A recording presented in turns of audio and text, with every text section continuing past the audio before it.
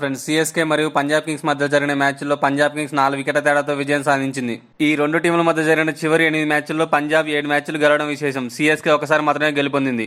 Toss ఓడి మొదట batting దిగిన CSK ఆరంభంలోనే 3 వికెట్లు వెంటనే కోల్పోయింది. తర్వాత వచ్చిన బ్రేవిస్ శామ్ కరణ్తో కలిసి మరో వికెట్ పడకుండా జాగ్రత్త పడ్డాడు. 126 పరుగుల వద్ద బ్రేవిస్ అవుట్ అవగా హాఫ్ సెంచరీ చేసిన శామ్ కరణ్ ఆకాశమే అద్దుగా చెలరేగాడు. సెగ్డే వేసిన ఓవర్లో ఏకంగా 26 పరుగులు పిండుకున్నాడు. ఒక దశలో 210 పరుగులకు పైగా చేస్తుందని భావించగా చహల్ వేసిన 19వ ఓవర్లో కేవలం 6 పరుగులు ఇచ్చి హ్యాట్రిక్తో సహా 4 వికెట్లు తీసి చెన్నైని కట్టడి చేశాడు.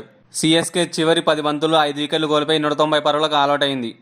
చహల్ అత్యధికంగా 9వసారి ఒకే ఇన్నింగ్స్లో 4 వికెట్లు తీశాడు. 191 పరుగుల లక్ష్యంతో బరిలోకి దిగిన పంజాబ్ తమ ఆటతీరుతో పోలిస్తే కొంచెం నెమ్మదిగా ఆడింది. పవర్ ప్లే తర్వాత ప్రభుసిమ్రన్ సింగ్ మరియు శ్రేయస్ అయ్యర్ వికెట్లు పడకుండా రన్ రేట్ పెంచుతూ వెళ్లారు. ప్రభుసిమ్రన్ సింగ్ అవుట్ అయిన తర్వాత శ్రేయస్ అయ్యర్ సిక్స్లతో విరుచుకుపడ్డాడు. చివరి ఓవర్లో మరో 2 బంతులు మిగిలినగానే పంజాబ్ కింగ్స్ విజయం సాధించింది. దీంతో సీఎస్కే చపాకులో వరుసగా 5 మ్యాచ్లో ఓడిపోయింది. దీంతో సీఎస్కే అఫీషియల్గా ప్లే ఆఫ్స్ నుంచి ఎలిమినేట్ అయిన మొదటి టీమ్గా నిలిచింది.